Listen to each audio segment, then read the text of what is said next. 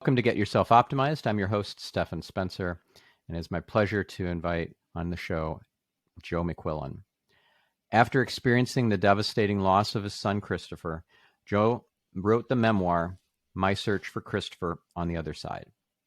Now Joe's come out with a follow-up book, We're Not Done Yet, Pop, where the reader can tag along on Joe's visits with his deceased son at various thin places.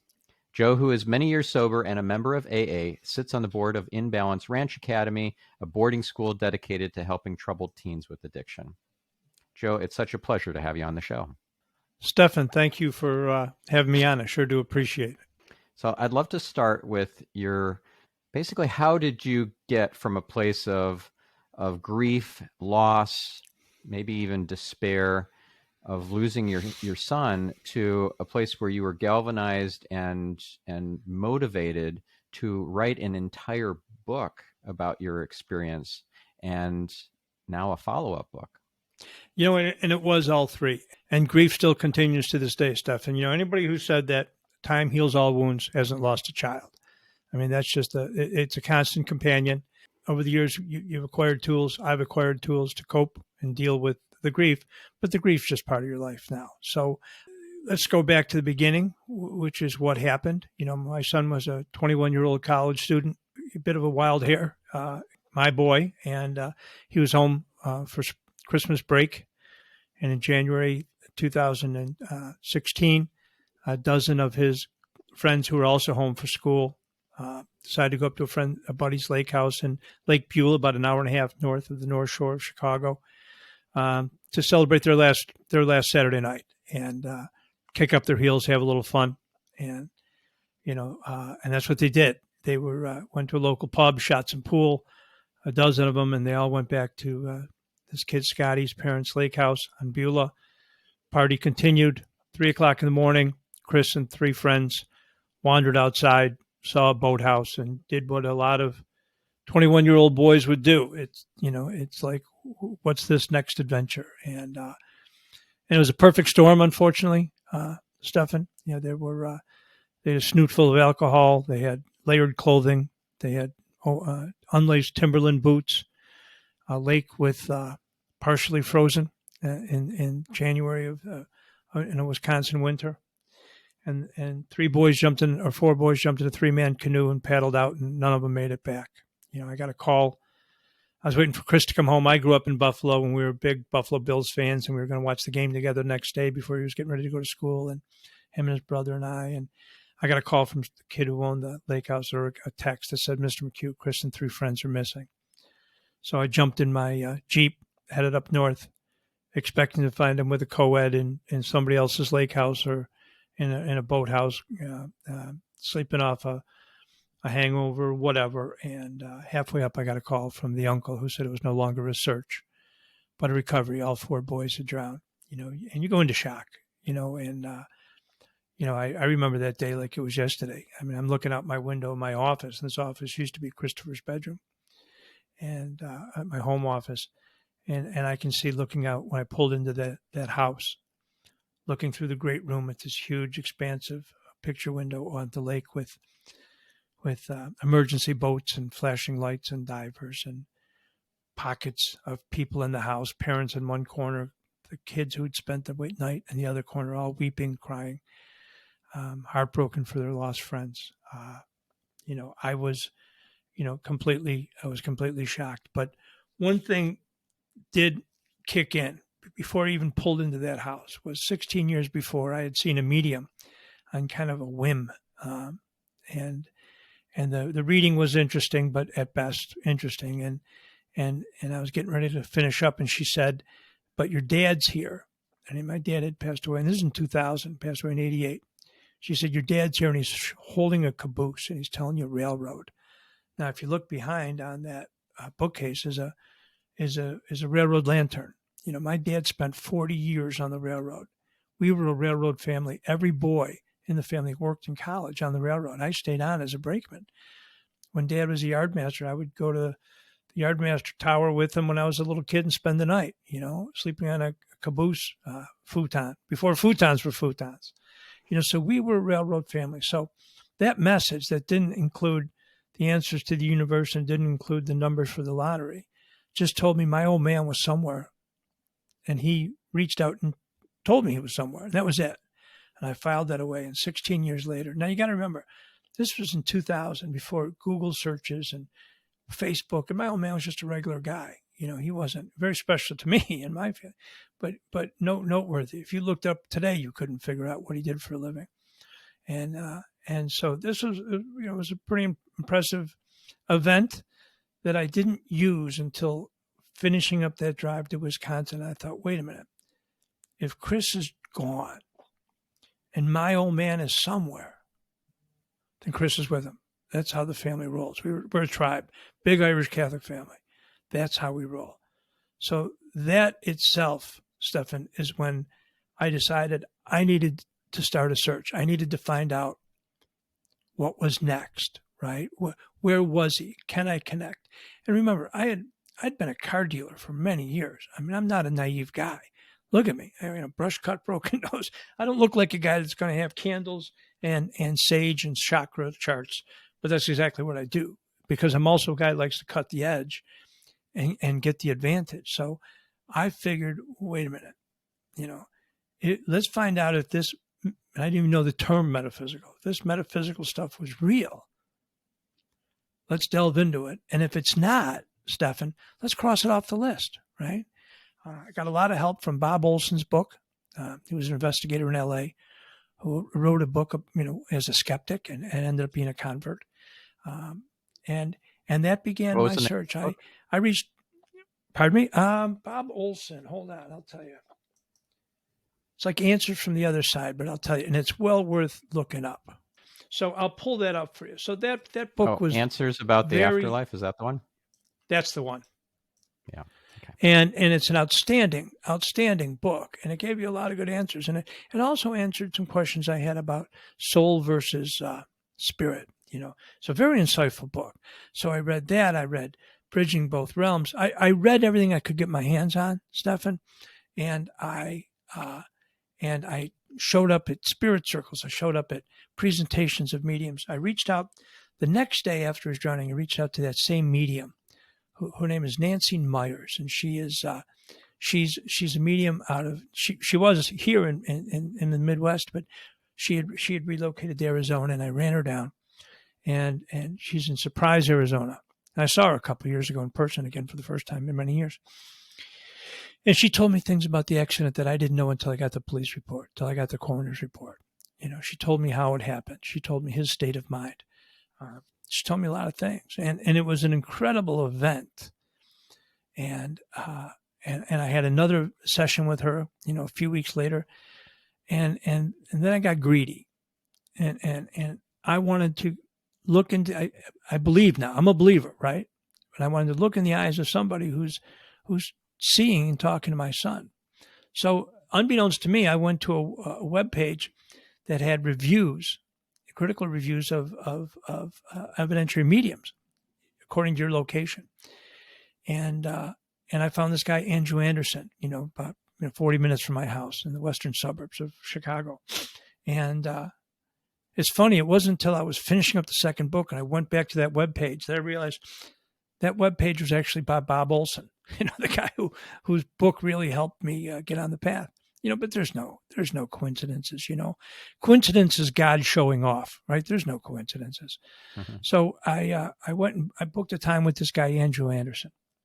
And I was going to go out in the morning and then head into the office. And before I did two things. I'd ordered shamrock seeds. Now, I talk about it in the book, in the first book, that I actually moved Christopher over one grave, one plot. When we buried him on January 8th, 2016, and like it is now, it's below freezing here today. The ground was covered in snow. We chose a plot. We bought a few, chose a plot to put him in. Well, when the snow melted, he was buried next to a couple called the Sheridans. Now, I got to tell you, I'm a little territorial by nature. I was livid that my kid was buried next to somebody else. It made him look like he was somebody else's kid. And that was infuriating to me. So I actually, stamped and stomped my feet and wrote a check and moved him over one plot, and that plot is where I will be eventually buried. So I was in his, that we moved that plot over. So here it is in the summer of 2016, and and because they had just reinterred him, the ground was loose. So I had ordered some shamrock seeds because I wanted to plant them around his grave, which I did. And I went that day and planted them around his grave. And before I left my house to go to the grave and then go to Andrew's, I put on this bracelet, and it's something that Chris had given me when we were in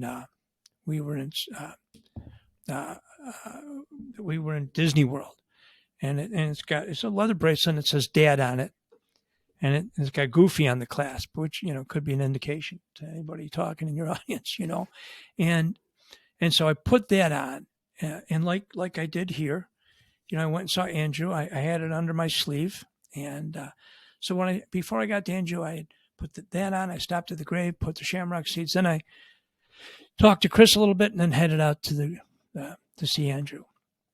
I went into his office. Was a typical medium's office with big pretty crystals and posters of balloons and spirits, and it was warm, lovely medium office, and he asked me to bring a picture. He didn't ask me for my name, my background, anything. He asked me to bring a picture of Chris. I brought a couple of Chris, celebrating something and having fun, and he said, Chris is here, and he is beautiful. He looks like Brad Pitt, which is something Thomas John said too. And he said, but I'm going to tell you, there was some moments of sadness and darkness in it, which we knew. He had moments of depression, and he abused alcohol, and that worried us. He said, so despite the party boy demeanor, there was some sadness. And he said, your family on the other side was together last night for something. What was it? And I said, I don't know. He said, well, it was an anniversary of some kind. Well, it was Sally and my 25th wedding anniversary, the night before. And, we barely celebrated it. It's 6 months after we lost our boy. We're not, going to go have a romantic dinner like Lady and the Tramp, And then he said, but Christopher acknowledges you're wearing the bracelet he gave you. And he said, Christopher acknowledges that you were at his grave planting something recently today. He said, what was that? Now, that was the moment, Stephan, that moment I went from believing to knowing. Andrew and I are friends to this day. I see him occasionally as a medium. We're pals. I'll come out and he'll have spirit circles, which I don't love, but I'll come out and participate because he's a friend. I did a presentation at Madame Zuzu's, which is an event out in the guy who owns Smashing Pumpkins, has a restaurant and does spiritual stuff. And I did a presentation. Andrew came. So, but that was the moment 6 months in that I went from believing, Stephan, to knowing they're on the other side. They can connect with us. We can't unring the bell that took him from me, right? But what are you going to do about it? And I kicked my search into higher gear at that point. Your search to connect with him at a different level now that he's on the other side. Well, it's got to be a different level. I'd prefer it was this level, to be honest with Stephan. I would give up all the metaphysical knowledge, all the spiritual insights, the books, the interviews, to have, one round of golf with my boy, or watch a playoff game, with pizza, and hanging out. But you don't have that choice, right? People say to me all the time, Stephan, that's not fair what happened to you. I said, listen, fair is where you go to ride the roller coaster and eat candy corn. Fair doesn't fit into it, I will tell you one thing. The first 3 days I came back after this event, after Christopher transitioned, and I don't like to use the word drowned, and I don't like the word died, but the first 3 days I'd get on my knees before I go to bed. And those days are full of grave plots, churches, readings, receptions, gravestones, markers, getting, my youngest a suit, all of meeting the priests, all of that stuff was and his godfather was with me that entire week. But all of that stuff, I'd be finished the day and just collapse. But before I do, I'd get on my knees as I've always done. And I thank God for my family and for being sober. And I'm 36 years sober. But I said to God, I'd finish up with, we're not good, God. We're not good, you and me. You took my kid, And I did this for 3 nights and just wanted God to know where we were, him and me. And on the third night, I actually got a feedback, which was kind of nice, And it said, I didn't take your son. His recklessness and free will caused him to come home early. And I welcomed him home. And remember, I lost a son too. So it was at that moment I knew early on that God wasn't a chess master moving us around for his for amusement, or I wasn't paying for past sins by him taking my son. His exit points caused him to leave. His soul agreement, none of these things were in my vocabulary before January 3rd, 2016, caused him to leave. And I knew that God was the guy holding me up when I was making all these arrangements, So my relationship with God is really good, and especially since I know my son's with him. My son's in the environment of the creator or the source or Yahweh or the Great Spirit. You put a name on it, but it's whoever created this deal that we're in, And a cool thing, Stephan, is that, a year into Christopher, since now every medium event, I started taking notes. And then halfway through, I started just recording them with my iPhone or recorder, transcribing them. And I figured what I'm doing here is I'll keep these so that when I'm an old man, I'm 65, but when I'm even older, I'll be sitting on a rocking chair, reading these notes, smoking a cigar, and it'll make me feel close to my son. That's what I thought I was doing. He knew that I was putting it down for a manuscript. So on the anniversary of his transition, which is June or January 3rd, 2017. Now, during this year, I've started getting up at 3 o'clock in the morning and just waking up and coming in the office, meditating.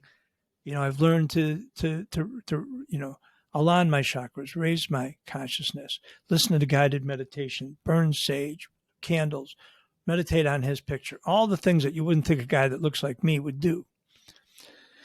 And I would do this and I'd feel close to him and I'd love it. And I would actually some kind of feel him around me or sense him. And on this day, a year in, on my desk was a legal pad and a pen, for work. And I start getting downloads after the meditation. And he said, Pop, you're not going to believe this. The colors, it's beautiful. The love, the air is always warm. It's air, but it's love. It's love air. The greens, the purples, they're intense. He said, you're not going to friggin' believe this. And I'm like, I'm writing it down. I'm thinking, holy cow, have I left the reservation or what? And I thought, okay, here we go. And I started writing all this down. And one thing he said to me is, he said, you got to let go of the resentment. He said, I loved Scotty. He was my friend. It wasn't his fault. And Scotty was the kid who owned the lake house. And I had to be mad at somebody, right? Irish means that, Irish Alzheimer's, you forget everything but the grudges. It's like, so I was holding on to this resentment. God came through and told me it wasn't his fault. So God and I were good. So now I had to be mad at these people that own the lake house, right? And he said, man, you can't do that. So I said, sure, Chris, for you, I'll let go of this resentment. Besides, when will I ever see Scotty again, right? Flash forward 12 hours. I get a text. Sally and I were going to meet at the grave at sundown, launch a Chinese lantern, hold hands, and celebrate our boy. That was her plan. And the Greeks used to say that man plans and gods laugh. So I'm running errands, doing things this day. I get a text from one of his fraternity buddies who are like family to me. These kids, boys and girls. We go to all their weddings. I have a golf outing every year they're part of. They come to my we have a reception. They're always part of our lives, and that's something that's special to me. So I get a text that said, Mr. McHugh, we're all going to meet at the grave. A couple of us are going to meet at the grave at 3:30 if you could make it. So I figured that'd be great, and I went and picked up my hockey cooler, threw some beer and some Gatorade in it, and grabbed box of cigars and figured, a handful of kids and I will sit around and celebrate our friend and son. And when I pulled into the cemetery, there were 40 cars. There were cars packed. There was no place to park. Packed, backing up. And I got to the grave, and there were 40 kids from his grammar school to middle school to college to high school, all there to celebrate, the first anniversary of Christopher's Crossing. And the first kid that I saw was Scotty, which was amazing because now I got it. Not only did Chris want me to let go of this resentment, because resentments will keep us sick, man, keep us in grief. But he knew that I was going to see him. And instead of ducking him or looking down, right, I was able to embrace Scotty and tell him I love him, that it wasn't his fault. Could have been any place, could have been at our house. It's just where the throw of the dice had ended up there. Those meetings with Chris continue to this day, and every meeting is dictated exactly, every download that he gave me, exactly as he gave it to me. He continued, we continued to this day. Yesterday, 3:00 in the morning, I had a session with him, and woke up 3:00, came in, did my thing, got some amazing downloads from him about life and fear and taking care of things and pertinent messages. I'll give you an example from yesterday. He said, I'm sitting there and I had closed the laptop and I have a second screen and everything was black. And all of a sudden it came on white, then went black again, then came on white. I wasn't touching anything. The laptop was closed. The main screen shouldn't have been flashing on and off. And he said, Dad, I can help with things on this side, my side. He said, an example is the screen. Just to let you know, he said, we can help with things on our side. So start having a little more of faith in us, and that's an impressive message from somebody on the other side. Yeah. Yeah. I've got the lights flashing, turning on like spontaneously, the entire house lights up with every light coming on. Yeah. It's never a dull moment. No, man. Once you open that door, right? I don't quote scriptures. I'm not a religious cat, right? I got no issues with it. I think churches are great when nobody's in there, but my spiritual places are the thin places that I've talked about. This office is a thin place. And I stole that term from John Holland. And it's actually an Irish term. He stole it from the old Celt, so I'm taking it back. So thin places are where the veil is thinnest between both worlds. This office is a thin place for me. Because Chris's energy here. Look, I'm not a medium. I don't want to be a medium. Mediums tell me I am, but I don't want, Stephan, I don't want to see your grandmother, great grandmother. I'm just doing this to connect with my boy. And I love that I get input from him and family. And I'm so gracious and I'm grateful. And the bottom line is, I believe I've been given this amazing gift. But I got to give it away to keep it. I can't hoard this like Midas's gold, right? If I do that, I think the connection gets cut or at least dissipated. And I'm not willing to do that. So I think my task, and I've been told because of who I am, kind of a boots on the ground kind of guy, that my task is take this message to people, parents who need to know that their kids aren't gone. The brilliant Susan Giesman wrote a book called Still Right Here, and I steal that term all the time. And I say, your kids are still right here. But there are some things you got to do to enhance the connection, like you and I rebooting, right? You got to do certain things to enhance the connection so that you can connect with you. They've got to lower their energy level, and we've got to raise ours to get to a plane where we can connect. And that's on them. Not the spirit. That's on the people trying to connect with their kids. You can't sit back on a couch and say nobody on the other side is connecting with me. What are you doing to connect? Yeah. So for our listener who doesn't know what you alluded to when you said you and I rebooting, that was because our connection on the internet was not behaving, and you were cutting out for me. So I just suggested we both reboot our computers, and now it's completely better. But yeah, sometimes it takes a reboot, and definitely I love what you said about raising your vibration and getting into more of a elevated, receptive place. I love your morning ritual that you do, where you're aligning your chakras and all that. And this is something that I just found really profound when I first heard it or read it. I forget where I got it from, but as you become more benevolent, the synchronicities increase. That's amazing. And I wrote a story in the it was called Galley's Song, about a wonderful girlfriend of Christopher's that's still part of our lives. She's now a physician's assistant in Arizona, and he was at his best around her. He was an adorable gal, and she told us a story one time about they were together in Arizona, and Chris pulled over because he had seen a car pulled over with a van with a Latino family, and they needed help. They ran out of gas, and she talked about how Chris felt like they'd been friends forever, and ran and got him gas and came back and filled it up, and they talked like they were, and to this day, including last night, in a snowstorm. And when I see something like that, people in stress, I pull over. Yes, I pulled over a guy on a bridge and in a car, and I said, "Dude, you're flat tire." I go, "You okay? You need help? You want to sit in my car?" He had a tow truck coming. He said, "No, I got gas. I'm good." But I live my life two ways now, Stephan, and that's not how I lived my life before. I live my life to please my God and to make my son proud. I don't look like a guy that would quote Haruki Murakami, but I'm going to. Mm-hmm.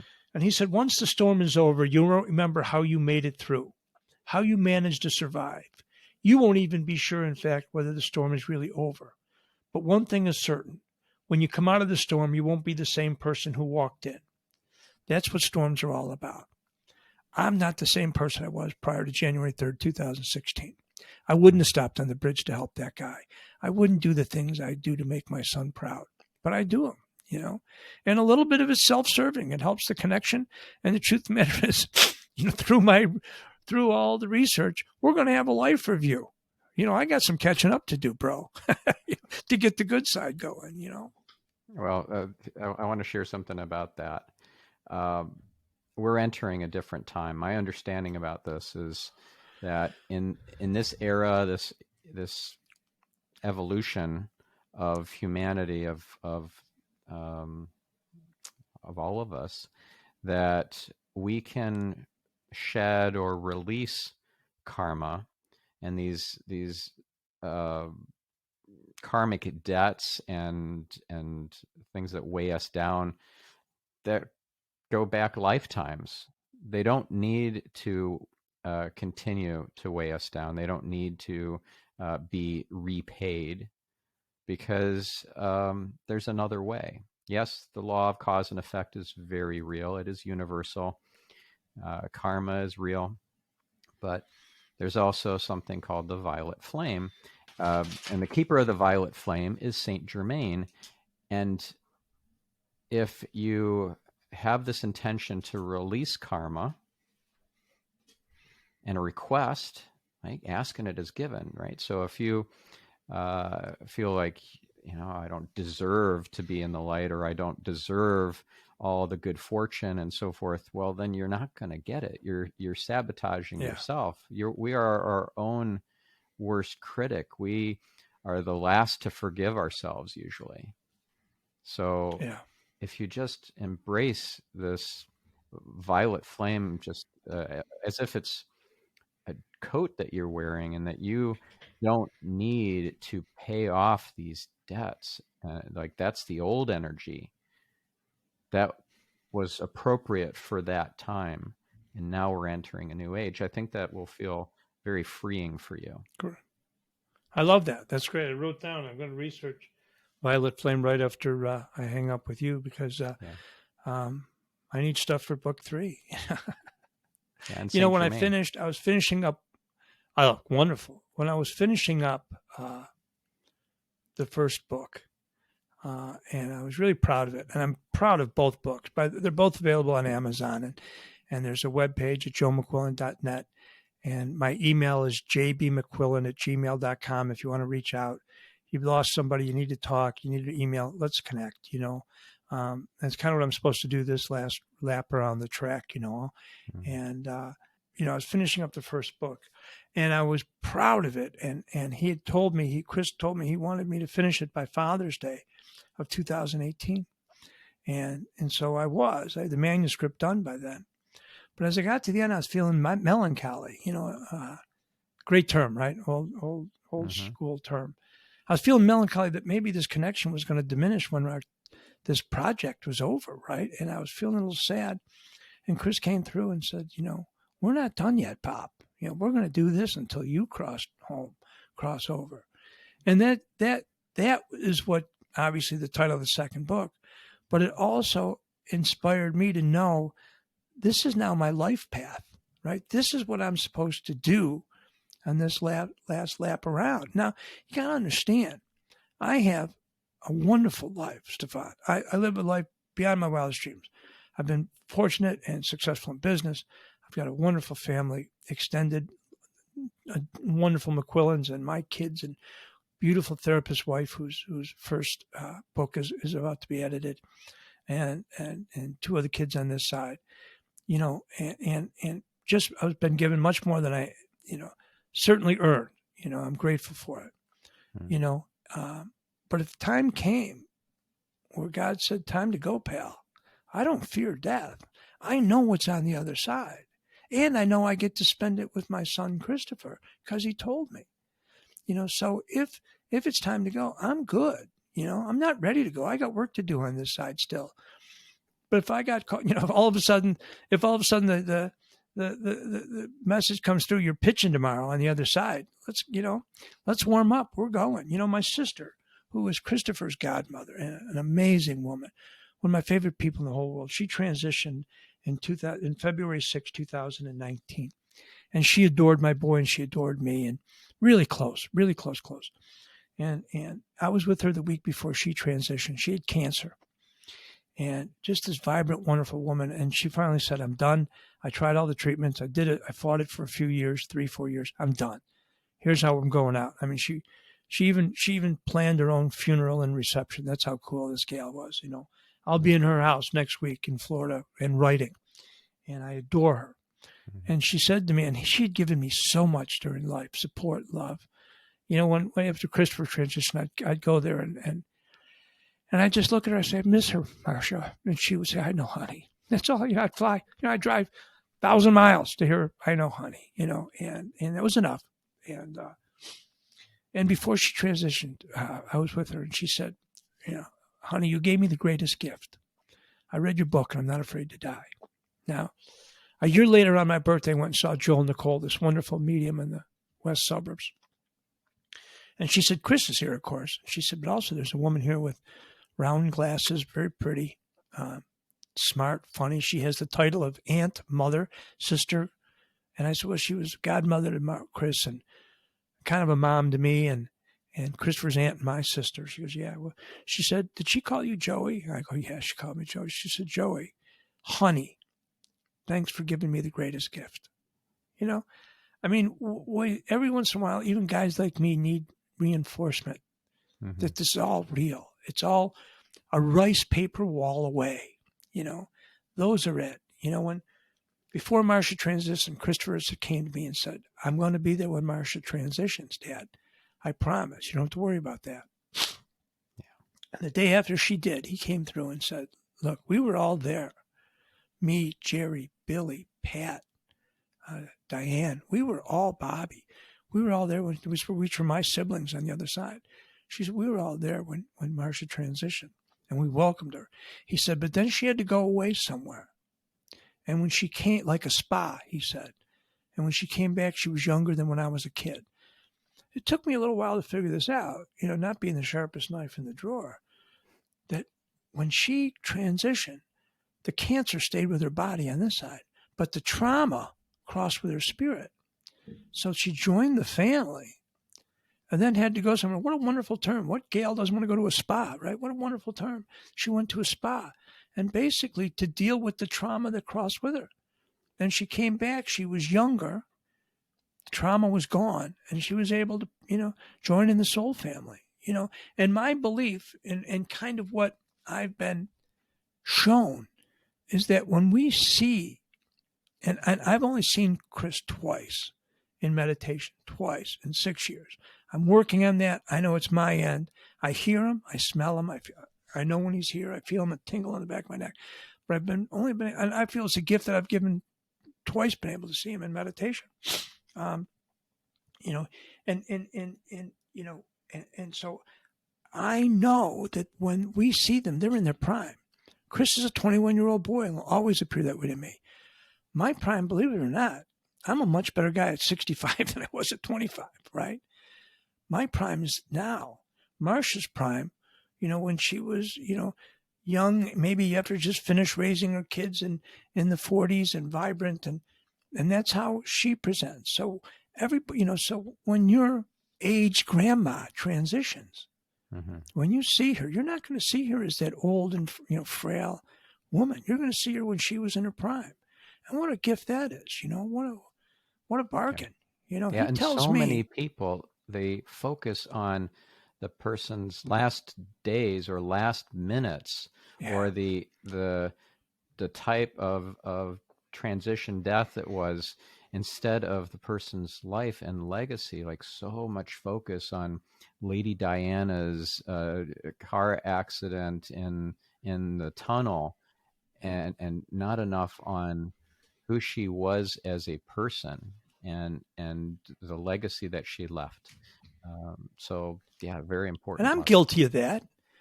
Chris drowned. We were terrified of his last moments. Thomas John, actually, we saw him, and he walked us through it, and Nancy Myers. But probably what brought me the most relief of that was Mary C. Neal. Dr. Neal wrote an amazing book where she died, and she went to heaven and then came back. And she's a physician, brilliant. And the one part that I remember, I was listening to it in the car on the way out. Actually, it was on the night before the anniversary of one of his anniversaries, and I was driving out to the place that he had drowned, which it holds no energy for me. I won't go back there. And he told me, you don't need to go there. But I was listening to this. I got to the point where she described drowning, and what a spiritual, what a nice experience it was. And I started crying, because we dreaded him in the cold and him fear, and she told us that it's not like that. Mediums told us that, he had a snoot full of alcohol, the cold, he was hypothermia. Nancy told me it was like he fell over in a crowd and woke up on the other side.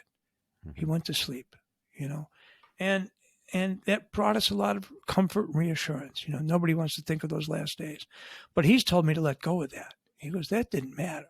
He said, look, think of the time, I played some ball in my life when you blew your knee out. Remember how painful that was? And he said, do you remember it really? Can you feel how painful it is now? And it's like, no. He said, well, that's what dying is like.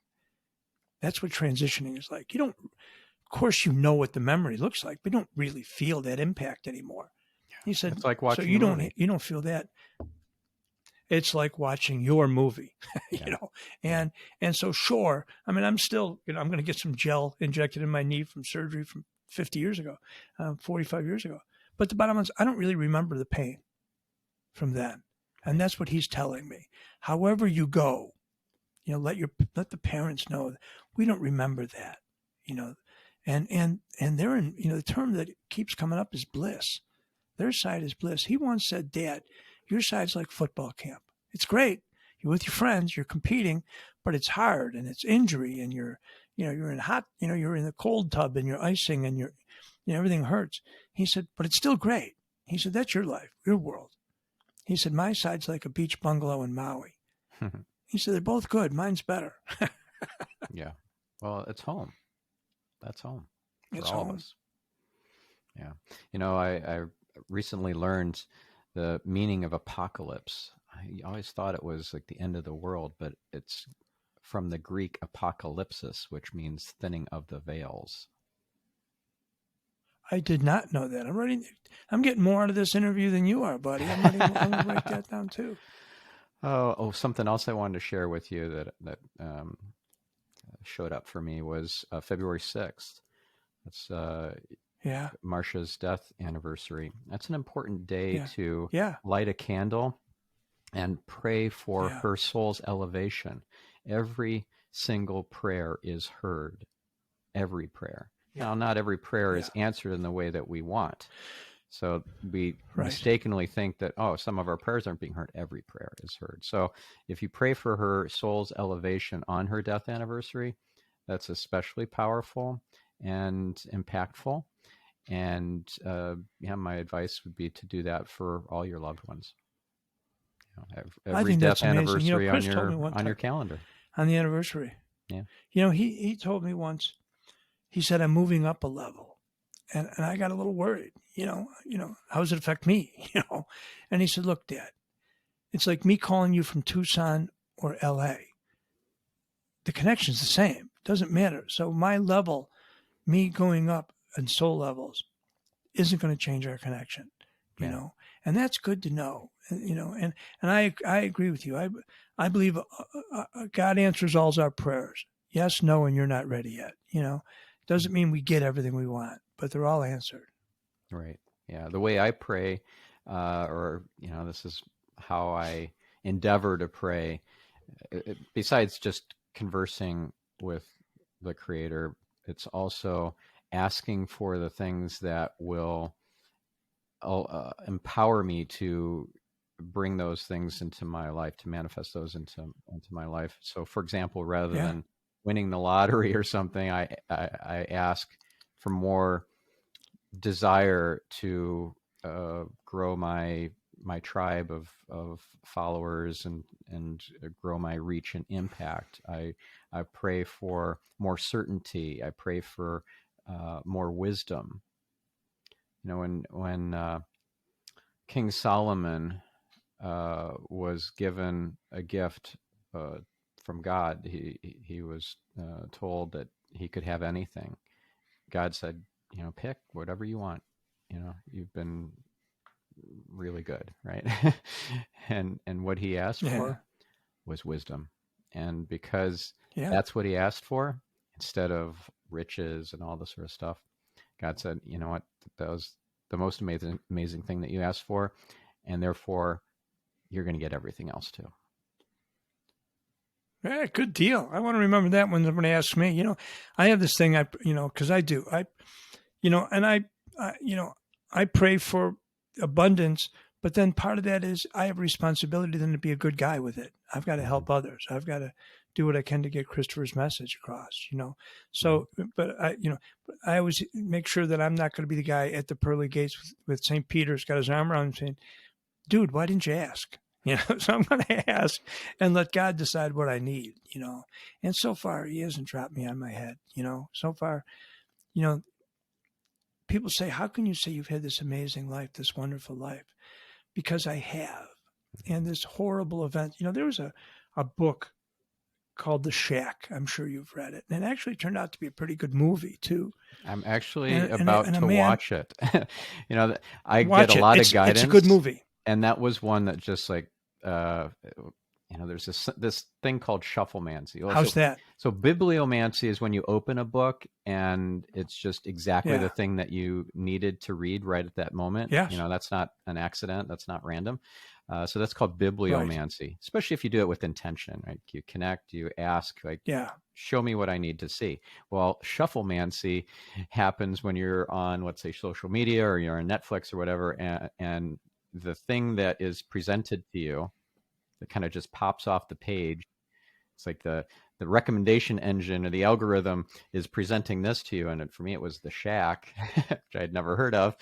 And we just talked about it. How's that? Yeah. And so these things just show up. Again, the more benevolent you are, the more synchronicities appear. They're just like all day long for me. And I'm just, I'm so grateful for it.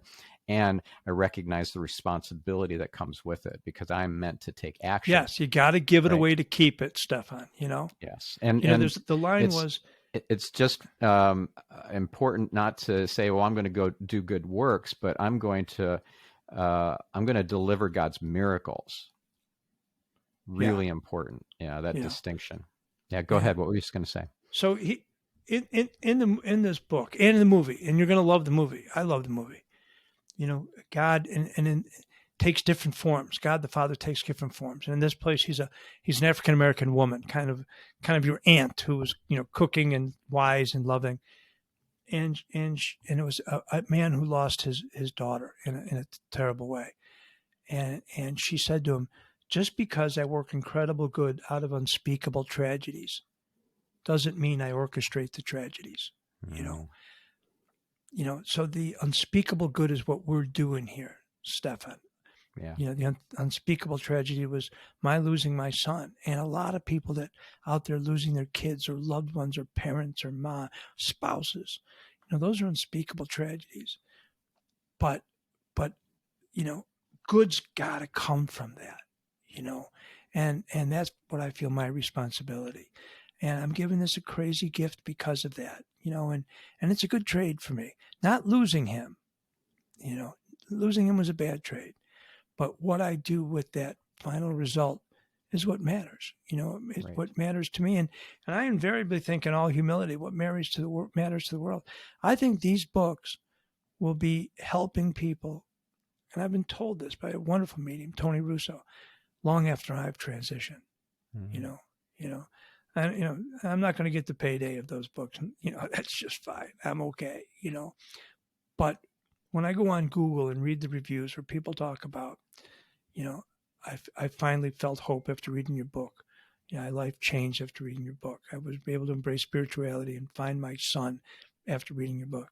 And I go, Chris, we did our job, man. Mm-hmm. We're going to keep doing it, but we're already in the winner's circle, bro. That's right. That's right. So Yeah. I know we have just a few minutes left. If know. you're able to keep enjoyed going this. for a few more, are you able to go for a few more minutes? Yeah. Okay. Sure. Awesome. Yeah. So I'd love to hear a bit more about how it was to hear God's voice in your head when he explained to you that he didn't take your son, that was free choice, that was free will on Christopher's part. And it wasn't, believe it or not, I had heard it one time before this, and maybe it was prepping for this.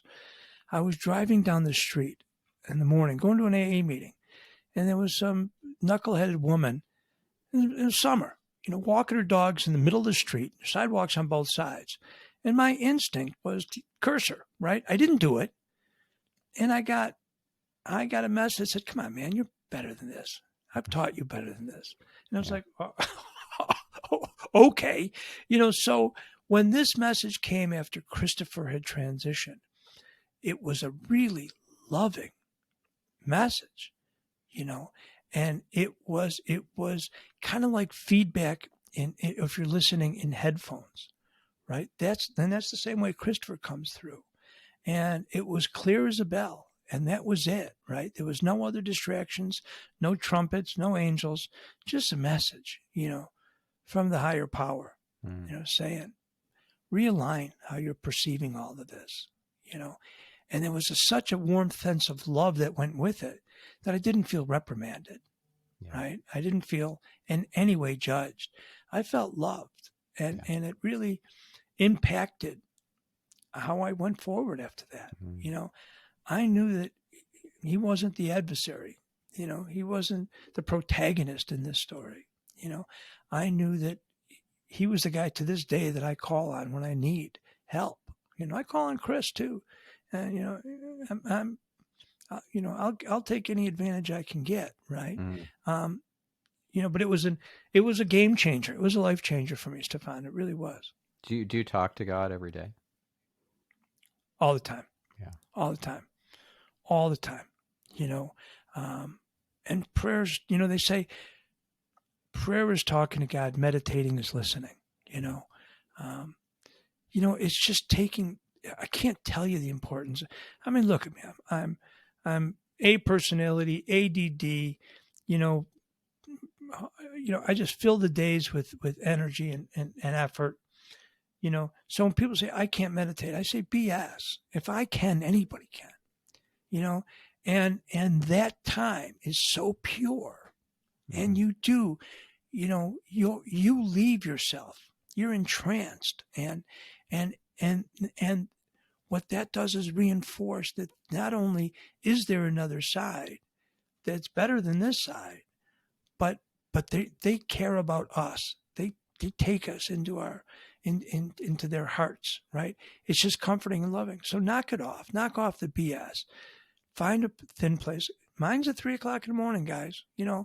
It's worth it. I thought 3:00 in the morning because I thought that's when Christopher transitioned, which we knew it was between 3 and 4 in the morning. And on his anniversary, I was doing a download with him and writing it down. And at the end, he said, by the way, this is the time I crossed. And it was 3:46. So now I know exactly when he transitioned. It was at 3:46 in the morning. And so 3 to 4, I thought it was because of that. And then through research, I found out that between 3 and 4 is called the bewitching hour, when spirits are most active. Of course, my mind says, wait a minute, 3:46 Pacific time, Greenwich Mean Time one, it doesn't matter. It's where you are at 3 to 4. Right.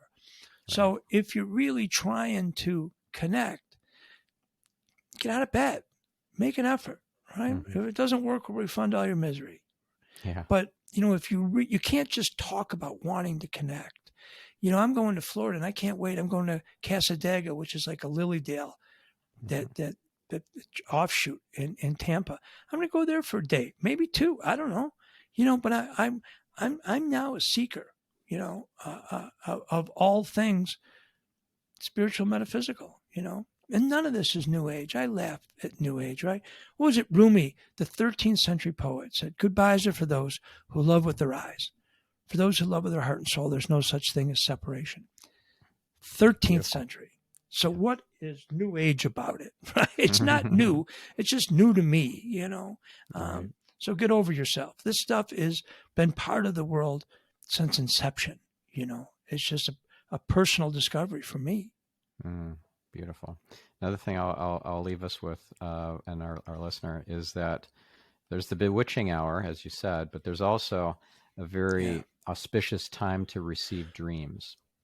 And that's very early in the morning as the dawn is coming. So which depends on the time of year, but I got a beautiful, heavenly dream. The only one I've had like this, and I did ask for it. And just attended a webinar from Karen Noe, who was a guest on this podcast. But that webinar was all about how to receive messages and signs from angels and your departed loved ones. And one of the things that she taught was just to simply ask for a dream and then to be woken up from the dream so that you'll remember it. And I did that, and I was woken up at 7 a.m. and it was ethereal, beautiful, just a magical, very holy, beautiful dream that I was gifted. And it was prophetic. It was prophetic. And so that can happen too. And it's in the asking that it is given. So your angels, they're all just I'm waiting doing there. that. Yeah. Seek and ye shall find. Knock and the door shall be open. Say, I'll give you another Bible verse from a guy who doesn't quote Bible. But I'm going to try that tonight. I love it. Thank you for that. That's what it is. Chris keeps telling me in the second book, look, Dad, you're no expert. In case he thinks I'm getting, a little too big for my britches, I'm literally ankle deep, maybe shin deep in this knowledge, and I'm running out of time. But what I'm going to do is gain as much knowledge about where I go before I go. Well, let me tell you about time. It is an illusion, just like everything else that isn't love. Love is the only real thing here, unconditional love. So time, space, and motion are all an illusion. And if you pray to have that illusionary veil lifted for you, you can do what seems to be impossible with time. Did you know that there are time lords that will assist you, just like your guardian angels will assist you, save you from from certain death if you got yourself in trouble and it wasn't your time, for example. But there are Time Lords that you can ask for assistance. Like, oh my goodness, I have to be there for this meeting. It's really important. Please, Time Lords, I need your help. Like in that what was that movie where the comedian was playing God, and he had all this power, and he made all the cars go. No, that was a different one with John Denver. Oh, okay. No, this was a different one. This was a more recent one. I know where where Morgan Freeman makes him God. Yes, gives him his job. Yeah, I forget the name of the movie, but anyways, so all of the cars parted, and he was able to make it straight to his appointment on time. So that can happen for all of us, so it's all in the asking. Ask and it is given. So I'm excited for you and all that you're going to uncover and accomplish and feel and be over this coming year, and you've got all the time in the world. Right. Okay. Yeah. And when the clock, the alarm goes off, I've got no concerns about the next round. Yeah. It's just a door. It's just a doorway. It's just a door. I agree. Yeah. Beautiful. I agree. What a pleasure. What an inspiring, my pleasure, and beautiful completely. Conversation. I'm very excited for what's to come for you and for the readers who are going to be going through your book and having profound experiences, epiphanies, and miracles happening from what you're sharing with the world. So thank you. Thank you.